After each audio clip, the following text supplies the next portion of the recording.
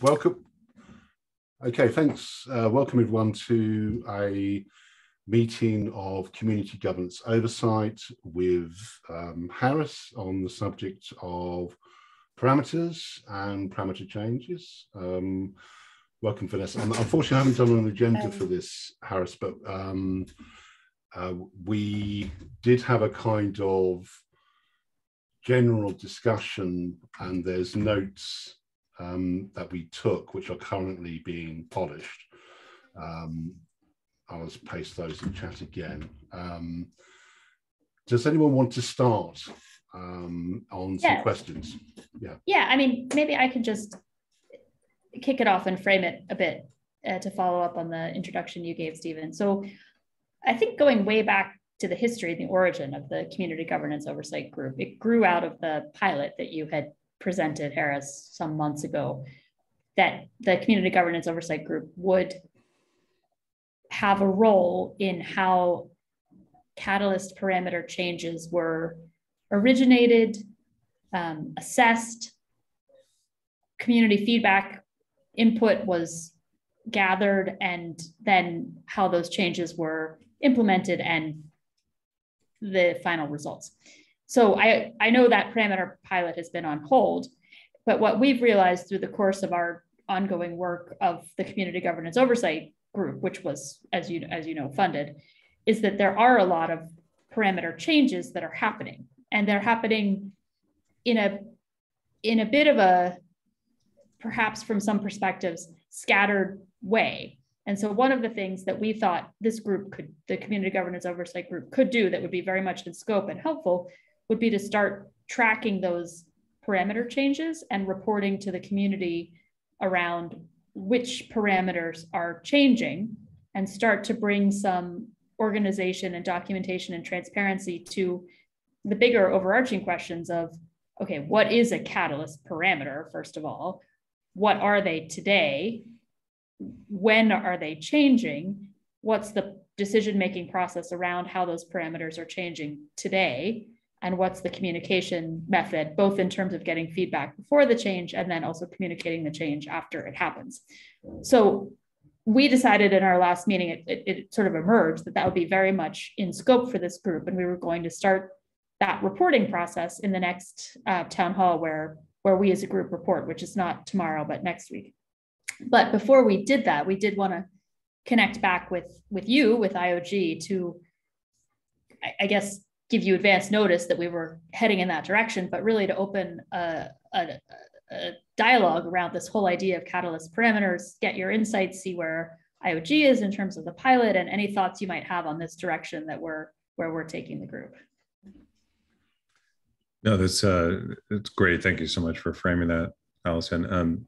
One of the things that I would love to also get a little bit of recap maybe is the progress of what your goals are as an oversight group. Because I understand you also got in a position where you're not making any decisions.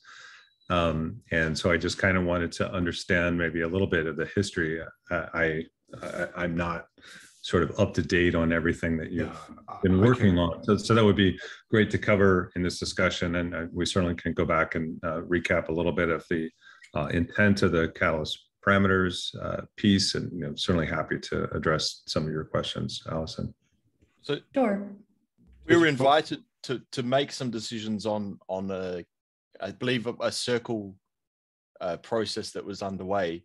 But when we discussed it, we discussed the fact that we're kind of self-appointed overseers. It didn't make sense to come in and start making decision-making because we're not,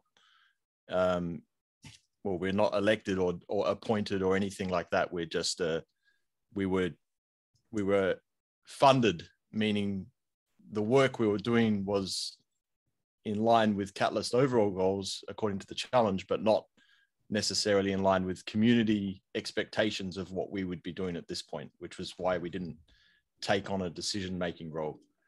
And also covering off on the idea of oversight, kind of is like the lookers rather than the tellers or the doers, maybe. In terms of context and scope, we're still within the trying to work within the scope of the original proposal that we drafted, Harris, back in November last year. And that was divided into a number of deliverables on oversight of specific areas, challenge setting, the parameters pilot, circle problem sensing. With a view to do, at that time, we framed it in terms of doing surveys, questionnaires, retrospectives, and then a final report, as you recall. We've had to do some creativity with some of that in terms it's worked out in our own ways. We're doing workshops mostly on stuff, but we're still working towards a final report, which we will deliver, aim to deliver in June, which will be the close of the Fund 7 proposal. Hopefully we get funded for the Fund 8 proposal, and then we continue doing what we're doing so we can continue providing oversight of governance processes and using the same, broadly the same pattern where we examine, we oversee what's going on in the community in various ways, either through questionnaires or through reports or workshops, in order to feed into a report again so we can do regular reports. So that's really the outputs that we're doing. You're right, we're not intervening as such in any decisions. When it came initially, when we started off, to give you some background, back in, we're now in meeting 5, we had meeting 5 last week. We originally took the lead from you putting the parameters pilot on hold. I think you announced that at Town Hall. And we left it at that, but then what I think Phil touched on this, we got the impression that, well, hold on, parameters aren't just the pilot, the parameters pilot. They are, we have this very strong feeling, particularly came from the CA community as well, and elsewhere, that parameters are being changed. So the question is, where does community governance oversight stand in relation to that? Shouldn't we be overseeing those kinds of parameters in general, because it kind of fits into the pattern of, if you recall, the draft process that you developed for the parameter change process was a system of consultation with the community and so on, and we were kind of asking that question, well, shouldn't we, here's an opportunity, look at it from a positive sense, of applying this same oversight, this same examination to all parameter changes in Catalyst at the moment. So that feeds back into how Allison was talking. So that kind of like leads into the question of what is a parameter change in Catalyst, obviously, and how should that be quantified? Should there be a standards for that? What should be processes of consultation? What's the role of oversight in that kind of thing? And I know we all know this, but just for the benefit of the recording, I wanted to make it explicitly clear. We are talking about Catalyst parameters. So these would be parameters that only impact the Catalyst workflow, nothing to do with the broader Cardano blockchain parameters, purely Catalyst parameters. Yeah, it's definitely great to create that clarity. Yeah, so some of the intention of Catalyst parameters, and then there's, I don't know, 20 or so that get defined with every fund right now, and has been often a discussion sort of within IOG, and the objective is to take that discussion and move that out to others that would have the ability to actually make decisions on the parameters. And so we do need to get to a place where we establish validity of decision making within a body that's outside of where we are. And so I know there was a little bit of a hesitation to bring decision making into the circle. And it's something that we need to be established to be able to do that. And if it's not the circle, then who is making the decisions on some of these things? So we can continue down that path of establishing the circle as a decision-making body, in addition to some internal researchers that would help in providing some context. So parameters are often generated out of research. And the research is, how do we protect the system? How do we make sure it's not gamed? How do we, put a certain amount in that is required so that we don't have 100,000 bots sort of attacking the system? So there's certainly keeping the system safe is a big aspect to it. And so some of it has been, okay, experimentation is like, okay, hey, we'll make it 1%. Okay, great. Some of it is heavily based on game theory and making sure that we're doing things in the right way. So that was the nature of needing a technical council that would provide some of that research insight. Otherwise, it's just a group as things currently stand, there's research that goes on. You said there's, okay, let's say roughly 20 parameter changes, say, per cycle or something. Once that decision is made in IOG to make a parameter change, is there a kind of standard process by which you consult the community? So right now we're not modifying a whole lot. So some of the biggest changes that are being made are related to DREPs, for instance. So that's, the introduction of DREPs. There's an incentive for DREPs related to that that's based on some research. And so that's some of the new parameters that will be put in place once DREPs are actually launched. And so that's some of what has been shared, but could there be more detail? We probably could have more sharing with the community. Phil, you put your hand. I'll just do the hands. Phil. Yeah. So you mentioned that there's these 20 parameters from IO's point of view, but around about, but what we've identified is that there's probably parameters that you guys haven't identified that you're changing, that we're starting to notice, and other people in the community through them and us, we think that there's more parameters that are being changed that need consultation. Can you give an example, Phil? For example, changing from the dollar amount to an ADA amount was something that we considered in our last meeting a parameter change, and it was kind of an IOG led and implemented, and we find out about it once it's already happening. And I think that's kind of we as active people in the community are starting to feel like maybe some of that stuff starts needing to be announced before it changes. It's going to stretch the time frame longer because it won't be able to be implemented for next fund, and it starts making complications inside the discussion and how we make changes actually happen. But it's kind of, we're starting to feel that there's pressure outside coming in that's going to start needing the channels of discussion to start being open about some of these things. Do you want to respond to that, Harris?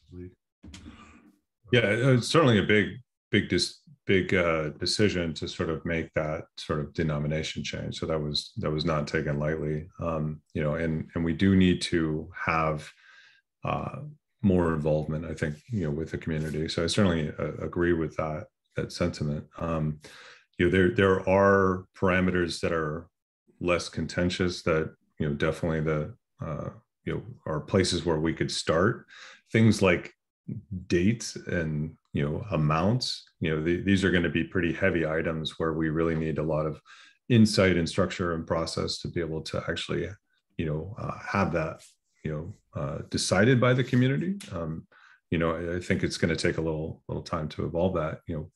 What is the best approach to share this? So we've been using town hall as a mechanism, but what is the recommendation from the oversight committee in terms of how we distribute and get feedback from the community without taking a ton of time? It's interesting how it's interesting that, picking up on that. So would that be in the interim, is that a kind of progressive way that oversight could assist IOG in creating a pattern of notification to the community, Harris?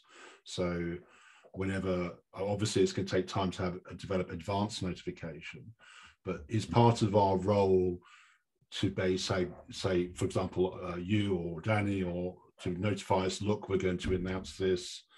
Can you help with communication of that? Is that appropriate?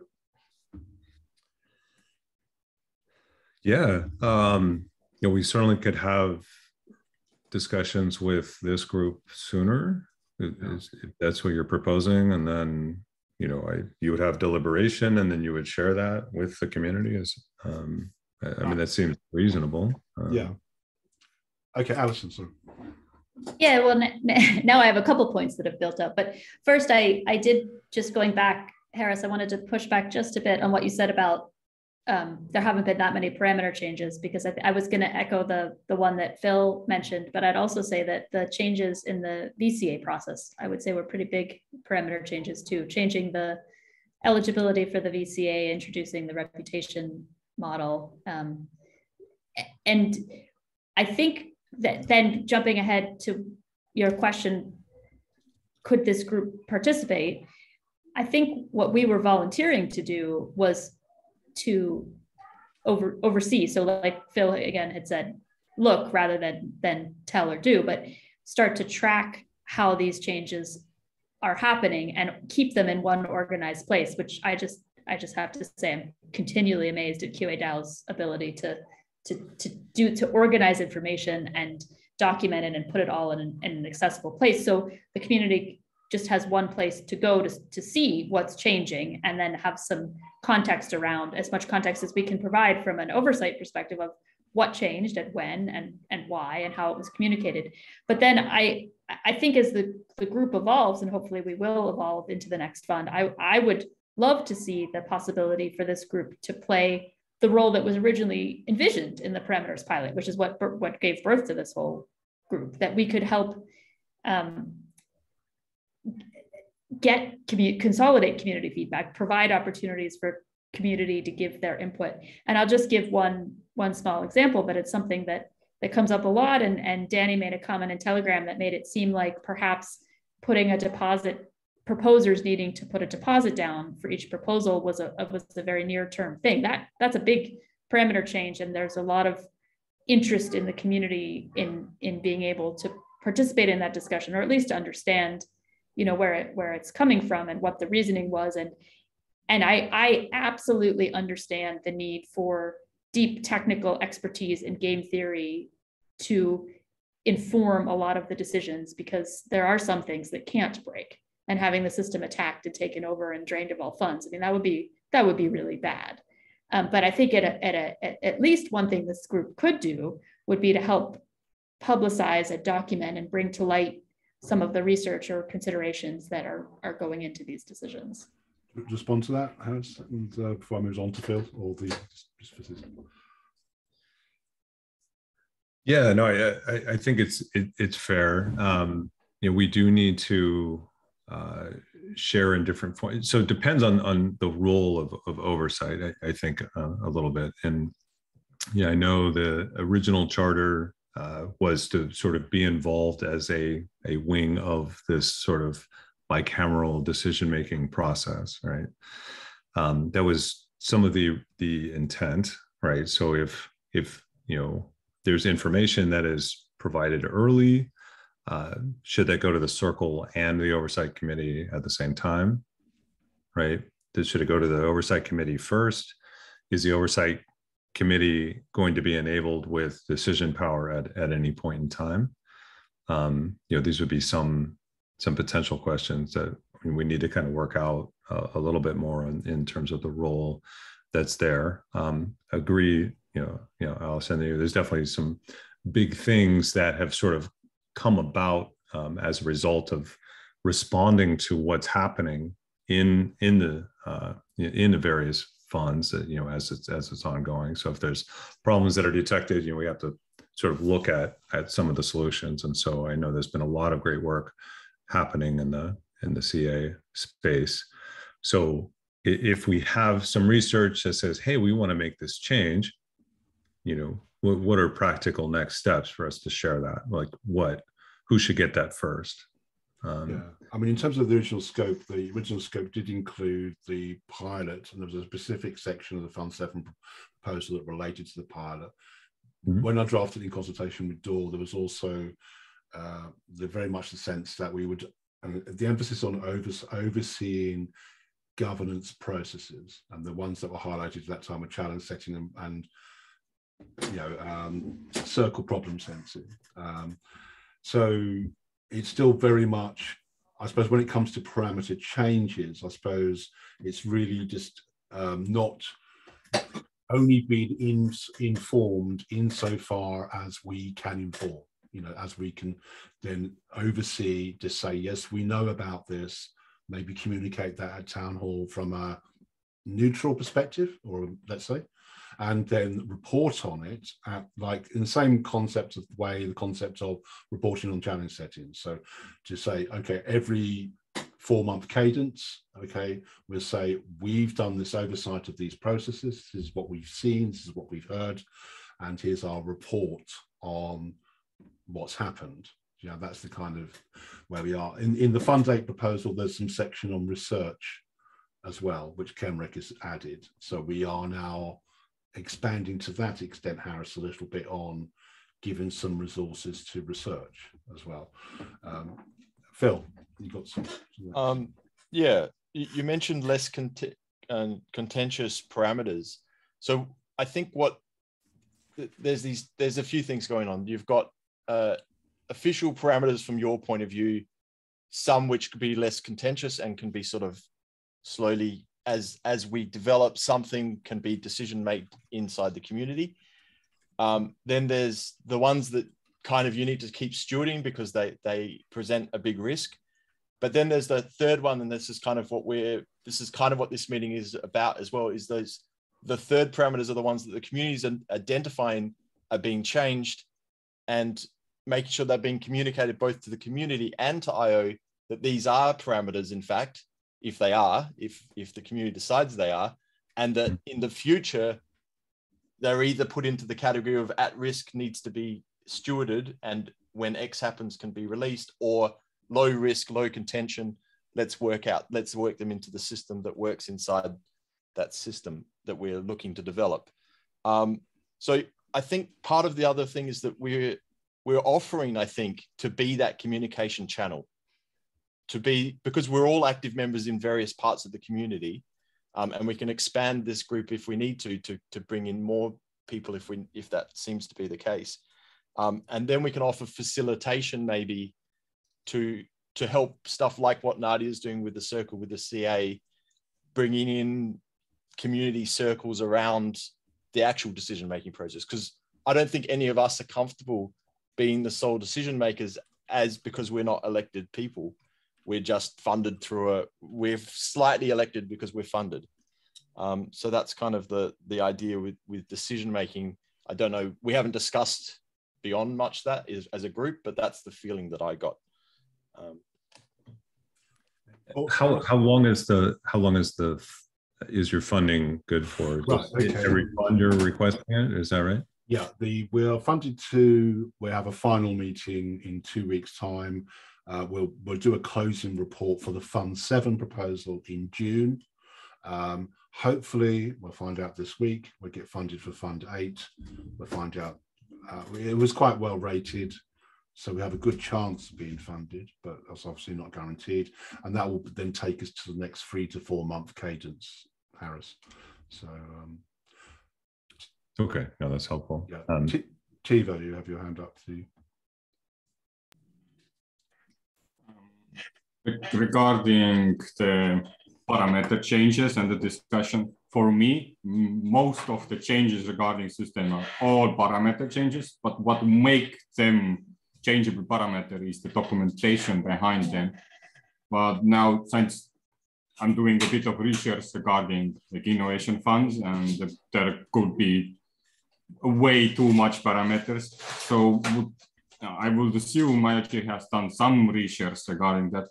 And so the question would be, is there any priority? What are parameters? What would you expect the community to start doing decisions first, that we could kind of already think towards those parameters beforehand, and kind of when we like suggest processes or documentation guidelines or anything, then we could already run those prioritized or like these expected parameters through that documentation. So, yeah. I suppose that hinges on our decision-making issue, Harris, does it? Yeah. So. Yeah, we need to kind of make some stance in terms of how decisions will be made. Is like, hey, we want to increase the CA reward from 1% to 1.1%. Does that go out to a general vote? Is there other bodies that are deciding that? So, and it may come out of a need, right? So the idea is that we sense a problem. We know, wow, we don't have enough CAs. We need more. Just as an example, and so to get more, do you change the incentive? Do you broadcast that differently? Ideally, Tevo, we want to parameterize every one of these items where it becomes a variable that sort of sits in a system, right? And so then it's just like, okay, we're making a change to a value that's stored somewhere that's accessible, in the system. And then ideally that 1% is changed to 1.1%, and then that's there, and it actually will help in terms of automation of the system as we go. So we are sort of looking at it like, okay, these are numbers in a script at some point, and that's how we're viewing it. There's a lot of human process that's still very much involved in this, and so it may be some time before we lose that, but in the meantime we want to share that deliberation of those parameters out beyond sort of where we are. And so I certainly can list some additional examples of parameters that we have. I certainly have, I shared a portion of that list, I think probably in the early concept of the pilot. So certainly can have some further discussion on very tangible, specific examples if you'd like. That could be useful. I'll try and do a recap at the end of the meeting, but Allison. Well, yeah, getting to the timeline and what we were funded for, I just wanted to put an invitation out there as well, that I think we are all very much trying to figure out how this could work and what our scope is and what our role is and how we all work together. And so, it might be useful if you or somebody from IOG wanted to attend our meetings, assuming we continue meeting going into Fund 9, so that you hear what we're thinking about and how we're defining our scope and what we're working on, and we have a conduit to IOG to ask some of these questions in real time or have an open dialogue. Yeah, I think that's great. We definitely, myself or someone else will definitely have a seat, within your discussions. I think that makes sense. To be fair, there has always been an open seat, and the invite's been there. I kind of said also in the past to Danny that we would alert IOG of anything we needed to discuss, and this is an alert. So here we are. It's working in practice in this sense. Phil, in regards to the alert, so just to be clear, what we would like to do is from the parameters that we have identified in the future town hall, so not this one, the next one, when we do our report, we would like to report back that these are the parameters as identified by us, and have some place for people to go and explore our discussions and what we came up with and that sort of stuff around this. So this is kind of the notification to say this is what we're intending to do, so that it's not jumped on you. But this is, we think this is quite an important part of what we've come up with, what the purpose of our being is. So some of these parameters might not be considered parameters yet by IO, but that's kind of our intention, that we will publicize the parameters as we see them, and not necessarily that they should be in the hands of the community right now, but that the direction is that these will, as people discover that this is an area we should be looking at, that there's a way to get to that point. Yeah, I think what we can capture there, and what might be helpful in terms of how it runs into the report that we produce in June, is to sort of recap what we discussed here, which is to document the existing parameters, as you say, Phil, as we have what we think are the current parameters, but maybe that should match, Harris, what you list as parameters in IOG as well. You know, there'd be an interesting comparison there of perspectives. I'm definitely curious. Do you have an example, Phil, of something that is defined by the Oversight Committee as parameters? Well, for instance, this currency, for instance, the VCA process, because it's interesting. We had a community created VCA process, this red flag, green, red, yellow flag, green flag process. And that essentially got, because of research IOG did, got scrapped and replaced with a good, excellent filtered out process.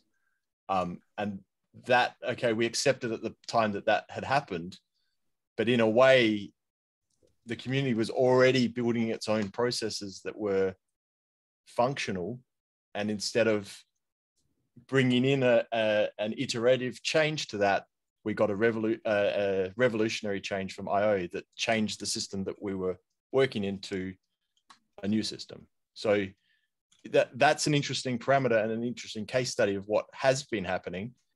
And I think as a group and as extremely active members of the community, it's okay that that's happening in early days, but as we get broader and broader, that kind of thing needs to happen less and less so that the community feels it's got that agency that we talked about. I think I talked with you about it previously, yeah, in the meeting about data, right? So it's about making sure that participants, especially longer term ones, feel like they've got that ability to change things and have a say in things and argue against things and discuss things and do whatever they want to do in this community, all working towards this common goal that we kind of have an envisioning of that may not be exactly the same for everyone, but is there, right? That's why we're all kind of here. So it comes down to that agency idea. So would you say, like, how documented, how are existing parameters documented? I know there's the question of what is a parameter that Phil's just raised, but how are the community notified? Is there consistency on that? How are decisions made? Who makes the decisions? And also, how is the decision-making process shared? To what extent is the decision made by IOG? To what extent is it made by the community? And how is the deliberation, the rationale, shared? You know, so going back to the red flag example, Phil expressed the opinion that the red flag was a deliberation by the community of a solution, which was replaced by an IOG solution. So what was the deliberation? What was the rationale for that kind of thing? That as we were going forward, I'm not saying we should go back and address that particular one, but going forward. And this is all oversight. This is just overseeing the documentation, overseeing the notification, overseeing the decision-making, and overseeing the deliberation and the rationale, really. I suppose that's where we're coming from. Tivo, you have your hands up. Yeah, got two examples. One is a parameter change for what may not sound like a parameter change, but it is. For example, changing a name from community advisor to something else, like, for example, proposal assessor. And now the questions what Stephen just raised up, how could we even do something like that? Or IOG just has to come in the boardroom and say no or yes. So that would be one. But the gray area on the second side is, I also consider system changes a parameter change, which are, that maybe more clarification would be needed so that we have a clear scope with community and existing stakeholders, and including IOG, that what is going to be a parameter change where we all could change stuff, and which are system changes, what kind of need a different body or a circle to kind of do the research before it's even kind of open to discussion. If you want example about system change, I can give, but that was what I wanted to share. Matthias or Vanessa, you've been quite quiet, so I just wondered if you, sorry, Phil, just giving an opportunity to chip in. No, I think the only thing that I was going to raise is, I think has already been said, that it would be really interesting to compare our take on what is and what isn't a parameter with IOG's take on it. And I know it can be really hard to think off the top of your head, rather than saying, is this specific thing a parameter or not? But it would still be interesting. I think our take on it seems to be very much that some things don't superficially look like parameters, but their knock-on effects actually are. So that would be interesting to know. Matthias? Yeah, apologies again for showing up late. So yeah, an example of a parameter change, for example, is to me the raising the deposit for proposal from 0 to whatever the value is going to be. It's very exclusive. My understanding is that Catalyst's goal still is to facilitate the highest potential of human collaboration. And by excluding more groups, I'm at best very doubtful that this actually meets that mission statement. That's an example of a very significant parameter change, which I think is very reactive, and I assume I have some play through. I'm somewhere involved in that particular change as an actor, but again, like, there was no discussion, nobody was reaching out. But I did see that some very selected community members were being, it looks like they were consulted, and not, yeah. Stephen, you have a response? No, sorry, Harris, do you want to respond to that? Yeah. So I think there is some discussion from a research side of that consideration, just in terms of the overall system and, getting the quality of the proposals and things like that in. So yeah, I don't, as far as I know, there's no specific decision on that. So that might be a really nice use case and example for us to track. So let's say we had some interesting research that was preliminary, that is not final, that we wanted to start charging per proposal. How might we go through the process of sharing that, and how might we make a decision on that to get us to a place where, yeah, the community was involved, and we were consulting the various groups and the various parties that were involved in this, and came to a decision as a collective. So I'd be curious. I mean, that's a great experiment that we can run.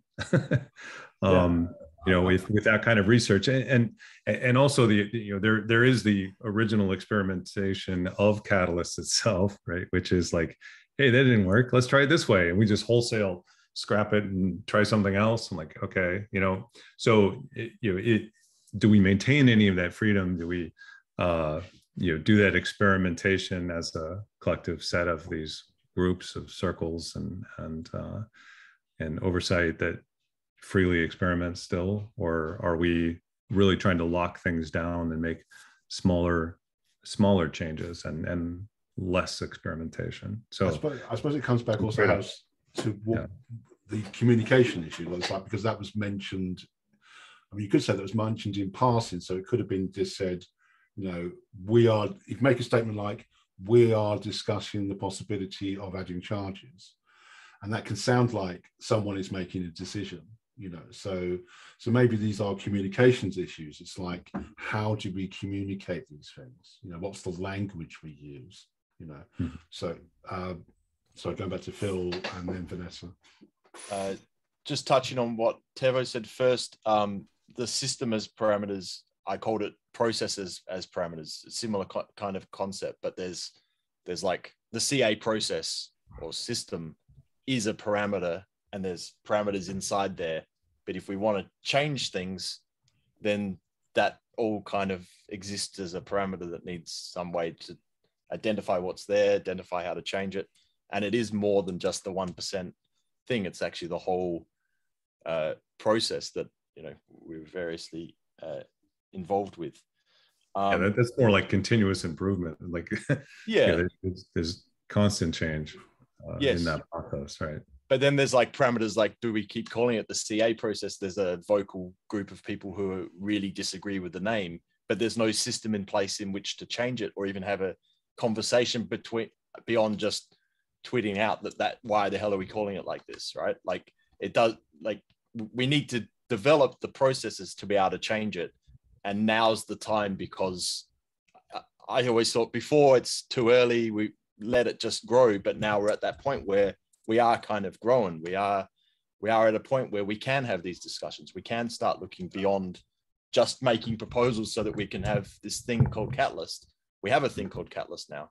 Let's look at how we can keep making it better. I suppose there's some clarification there on the decision-making process, Phil, because theoretically, I would see what Harris has said that, and because you referred to Catalyst Circle at the beginning, there is a process whereby you could change that through Catalyst Circle, maybe, but then it becomes a question of how should parameter changes go through Catalyst Circle, and should there be a decision-making? What should the decision-making process look like in Catalyst Circle? You know, that kind of thing. So I was going to talk about that there's already some processes in governance, things like local councils and things have like consultation periods and this sorts of thing, like community engagement processes. So we're not completely reinventing this. We can bring some already existing governance concepts and use technology, which is kind of why a lot of us builders are here, because we can see advantages to using technology to solve some governance problems that have existed for a long time that we can't solve without technology. So, I mean, that's kind of the position that I'm taking. And then just quickly on touching on the idea of bringing in the fee, there's a whole, it's not just a fee. You can have fees scales depending on how many proposals you're doing and all sorts of stuff. But the main thing is that I've been listening to Jordan Peterson on this chaos and order idea, and that the path or the DAO is the center, like the way through chaos and order. And everything that we do is either going to add more chaos or more order. And the idea is to keep that pendulum in as close to the middle as we can to work through it. And my opinion is that we don't want to bring in anything that brings in too much order, just like we don't want to bring in anything that brings too much chaos to the system. But we do need both, because one encourages freedom and innovation, and the other encourages accountability and ensuring that things are done the way that they can be done. So, and I guess this is kind of what we're trying to establish here, is how can we bring the community into that discussion so that we can keep that path on track. Would you like to respond to that, Harris, before moving on to Vanessa? Or? Yeah, just kind of riffing on the concept. Sure. I mean, at some point, things will boil down to a proposal, right? So someone will say, hey, I want to rename community advisors to assessors, right? Or whatever the terminology should be called. And so there would be a group that would be like, yes, I mean, as a product person, I might say, yeah, I like that name better. Let's just do it, right? But how do we fold that into the fabric of the community? And that's something that I think is what we're exploring. So is that a catalyst change request that kind of goes in, and there's a group that deliberates on this change request or this idea, some ideation or proposal to change something, so there could be a system that is created that helps folks decide that. And right now the circle is doing some of that, where we're out in the community, we're hearing where problems are, and ideally solutions are built around the problems that are heard, and prioritized, and see what actions might be done, or a proposal that actually might get created to facilitate what was heard, ideally. And if there's, oh my gosh, so there's 100,000 people complaining about the community advisor title, then okay, we've heard that, let's prioritize it, let's rename it. And then at some point the decision's got to get made. and the part of the question and part of the idea of giving, some power to the Catalyst Circle and or other bodies is to be able to actually make that decision. It says, hey, okay, I've got 59 people that think we should change the name to, assessor instead. Ideally it's data driven as much as we can, but we need to, these kind of theoretically simple decisions to rename, like we don't really have that context, but we do want it outside of IO, right? So where should that go? I mean, looking at a progressive thing, I mean, the intent of CGO, community governance oversight, is to help with that, isn't it? It's to say provide oversight, gather the information, observe what's happened, okay, and report on that. Then at each iteration, each 3 or 4 month stage.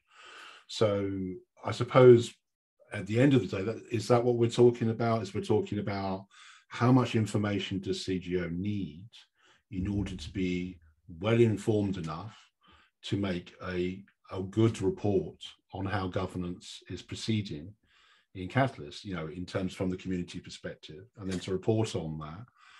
Whether CGO should have decision-making powers, I suppose, is a separate issue, maybe.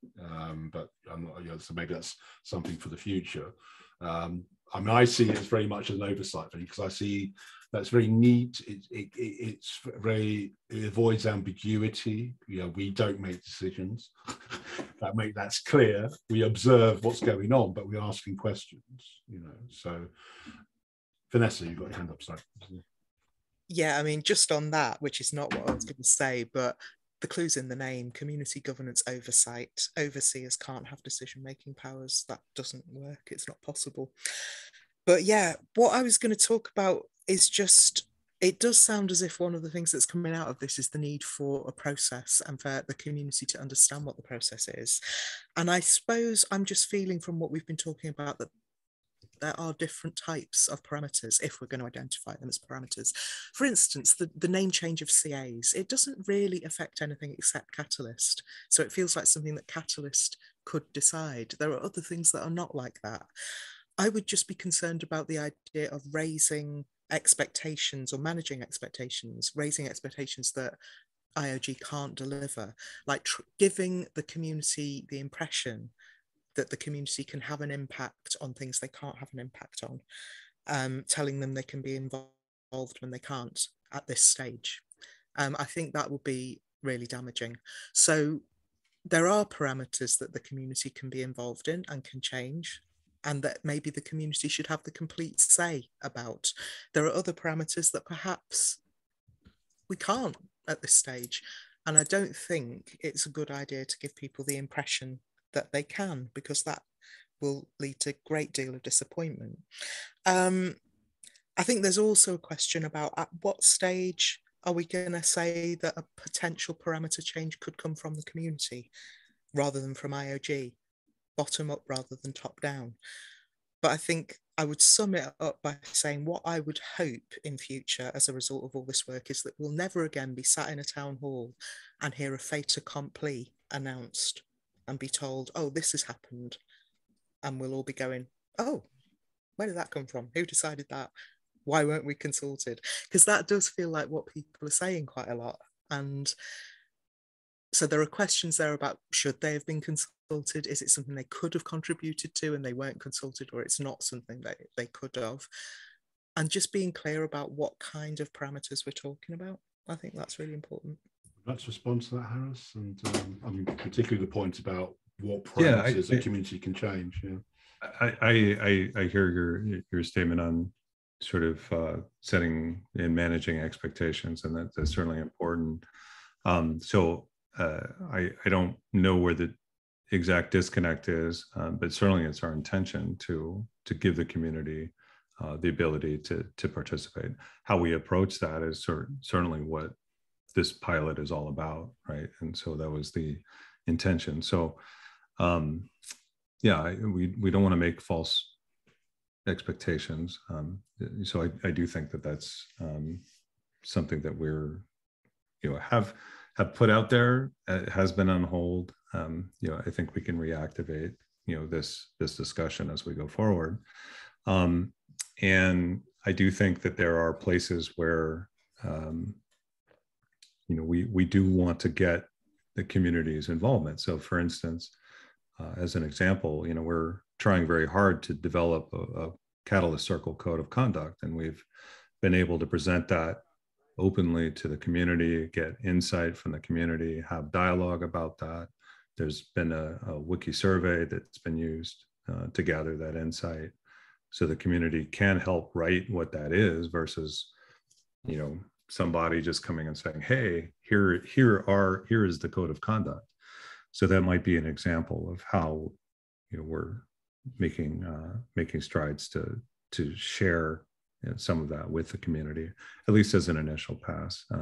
Give a practical example of sort of communication on it. I mean, I did Kevin Hammond's town hall on Treasury and then the after town hall questions, and I just recently did a transcript of that.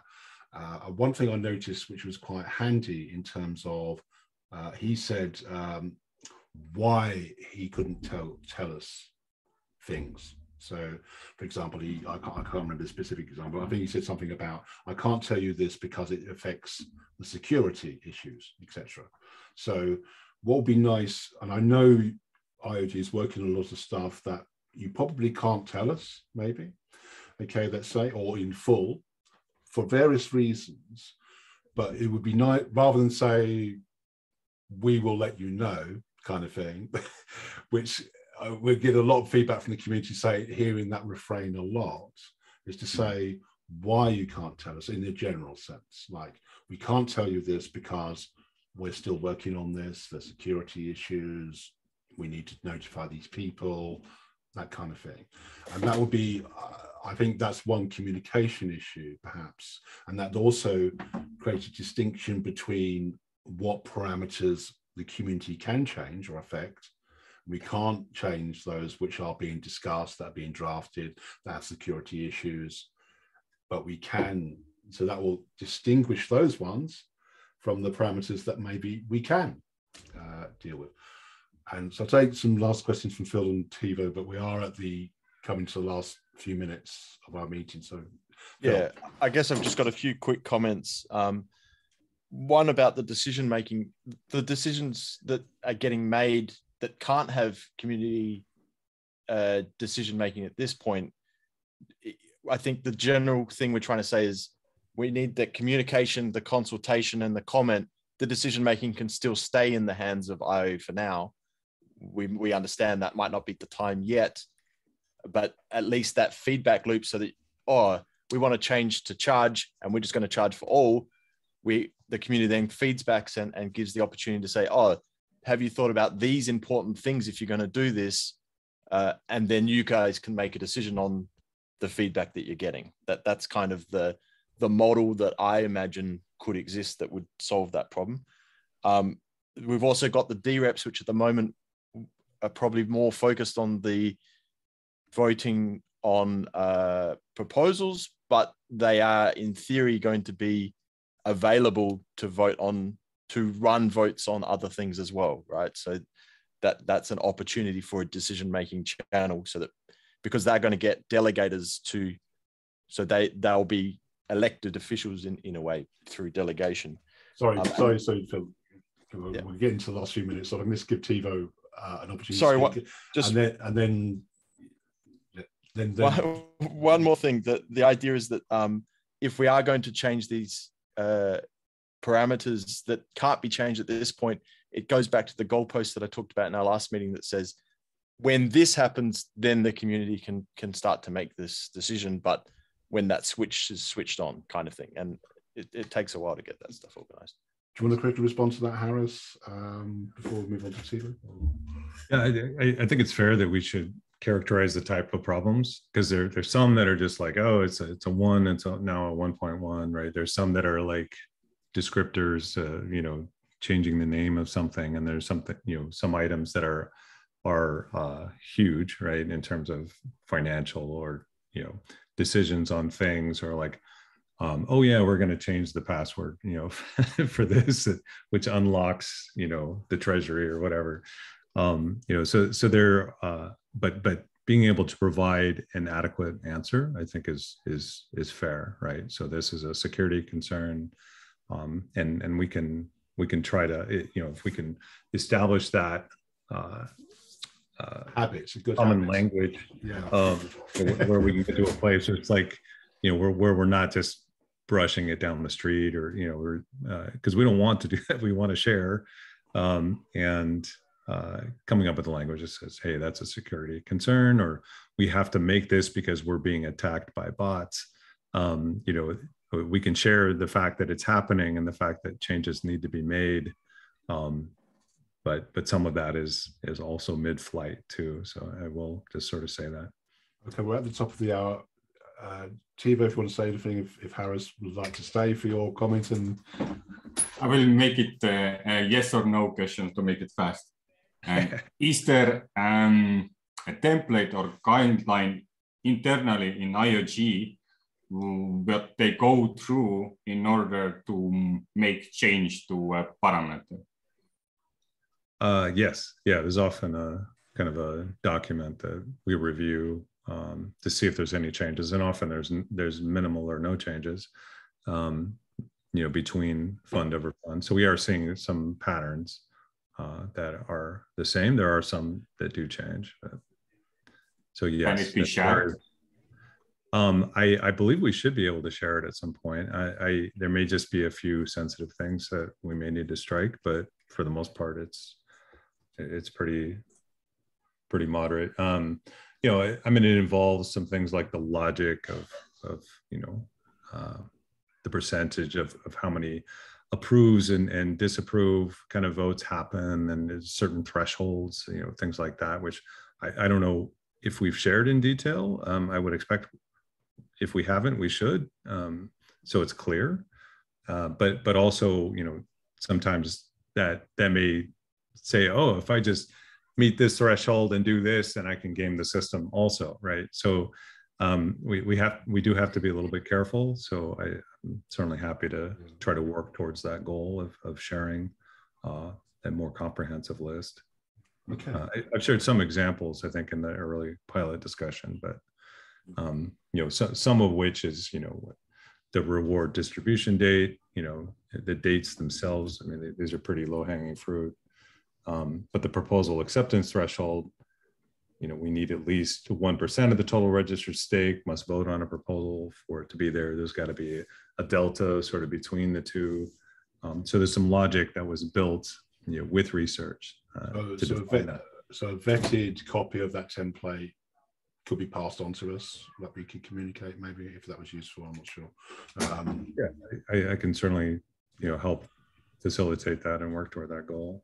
Okay, thanks everyone. So I do want to take up because for coming to this meeting, contribute to this meeting. I'll do a transcript of the meeting, and I'll document it so you know we can summarize what's been discussed. So any feedback or any final thoughts, Harris or anyone else, on the discussion? No, I think it's really great. You guys have taken the concept and run with it.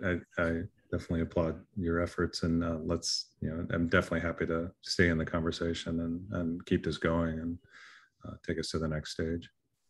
Okay, if that's everything, I'll stop the recording. Feedback to Catalyst IOG. I think you're doing a great job in reaching out, because it's, yes, for every newcomer and the person who's joining town halls, he might miss like, oh, why this decision was made.